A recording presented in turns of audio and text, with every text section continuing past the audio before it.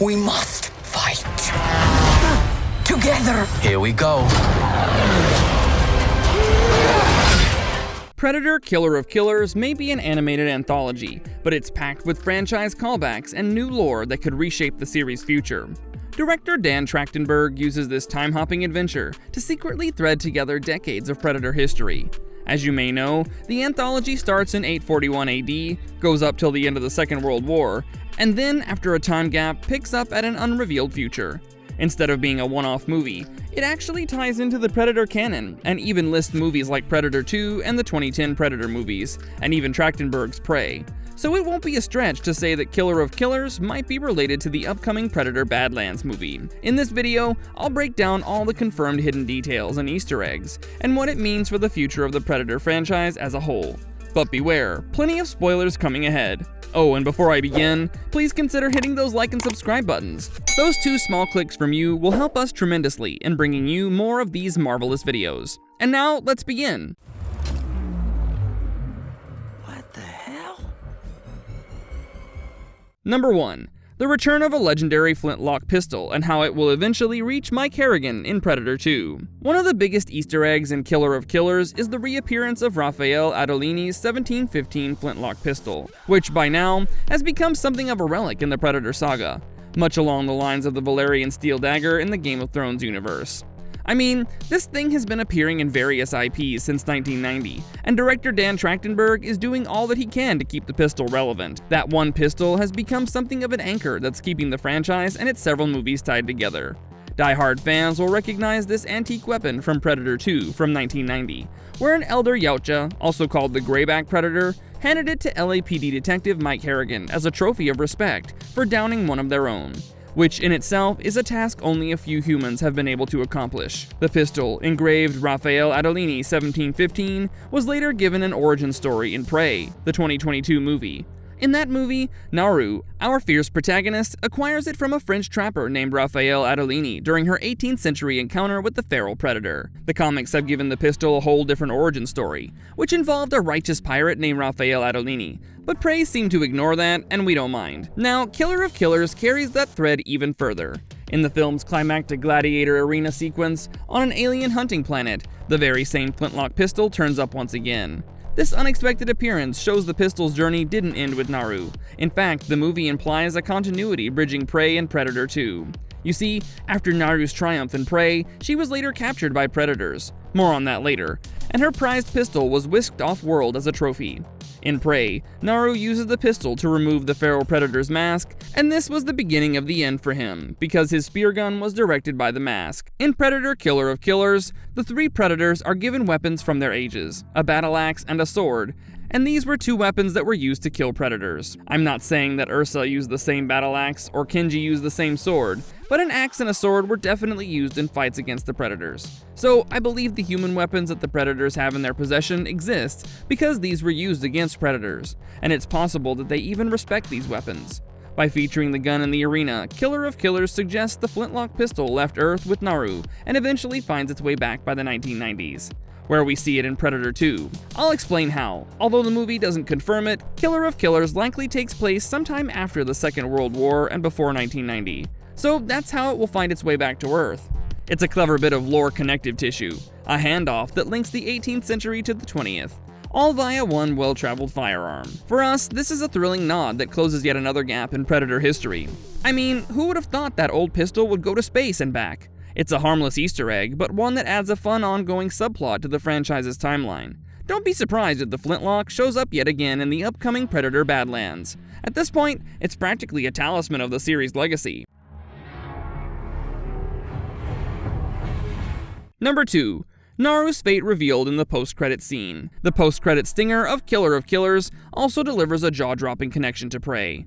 At the end of the movie, Kenji and Torres managed to take a Predator mothership and make an escape, while Ursa was the one who made that possible. She's later put in cryosleep and taken to this huge storage facility, where thousands upon thousands of Predator killers in stasis were kept. The first box that we see seemed like a creature called Quetzalcoatl, which is native to Yautja Prime. The next one was definitely a human male, possibly Dutch, Royce, or even McKenna from the Predator. Speaking of which, I wonder what Shane Black is doing these days, and if he's gonna knock on Dan's house for tips. But the biggest reveal of all was Naru, the Comanche warrior from Prey. This confirms a long-suspected outcome that Prey only hinted at. Recall that Prey's in-credits art showed Predator ships descending upon Naru's tribe, implying her fight might not be over. Killer of Killers now makes it explicit that after Naru defeated the feral Predator in 1719, she was later captured by Yautja and stored away for future hunts. Seeing Amber Mid-Thunder's Naru in animated form, alive but in suspended animation, is a game-changer for the franchise.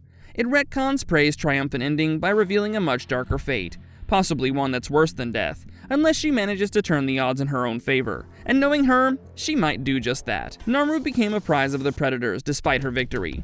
The implication is huge. I mean, Naru can literally be brought back any time now. In fact, the movie suggests she could even turn up in the present or future alongside other heroes. Trachtenberg has essentially teed up a possible Prey 2, where Naru's story continues off-world.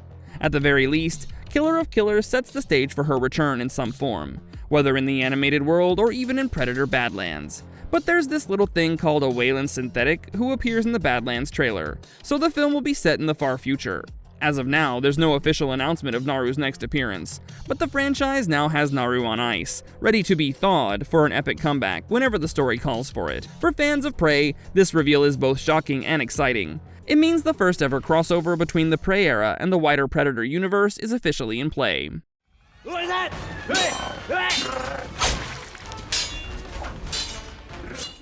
Number 3. The relation between Predators 2010 and Killer of Killers. Killer of Killers doesn't stop at Naru and a pistol. It's peppered with odd nods to Predator lore, some subtler than others. One of the coolest for longtime fans is a blink-and-you'll-miss-it rematch from Predators, the 2010 movie. In the anthology's Feudal Japan segment, the protagonist Kenji duels a Yautja amidst a windswept field, which is a scene deliberately staged to remind us of Hanzo's sword fight from Predators. This is, of course, no coincidence. Louis Ozawa is the same actor who played Hanzo in 2010.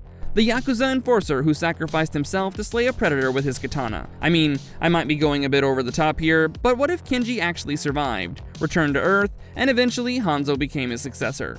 Let me know what you think. Anyway, in Predators, Hanzo's one-on-one duel was clearly one of the best from the entire franchise, and it ends with both combatants dead. Killer of Killers gives Ozawa's new character a second chance at that fight.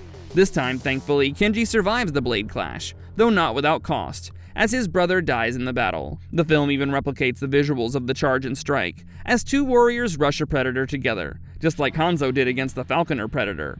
It's a deep-cut Easter egg only hardcore fans would catch, effectively a meta rematch for Ozawa against the Yautja that killed him in another life. This callback doesn't affect the plot, but it's a satisfying tip of the hat to Predators, and reinforces the anthology's theme. Across time, the bravest human fighters keep stepping up to face the alien hunters.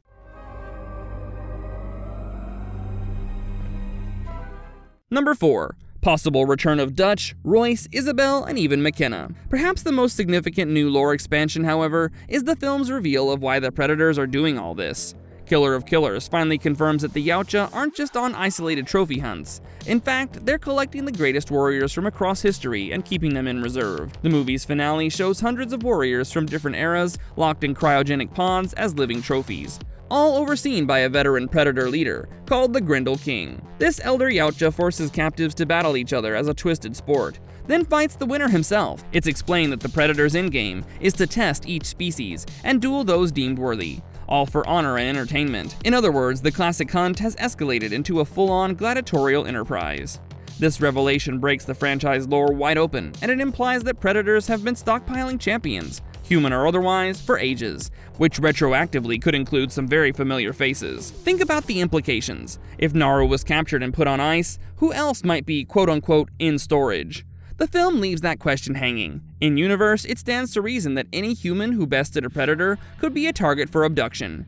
Fans are already speculating that characters like Dutch, played by Arnold Schwarzenegger in the 1987 original, or Royce and Isabelle, the survivors from Predators 2010, might eventually be revealed as captives in this Predator zoo. Killer of Killers doesn't explicitly show those characters, but it opens the door for their return.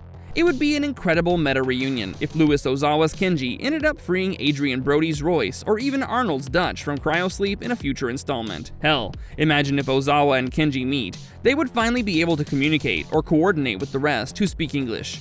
That's purely hypothetical for now, but the fact that we can even imagine it is thanks to Killer of Killers boldly expanding the lore.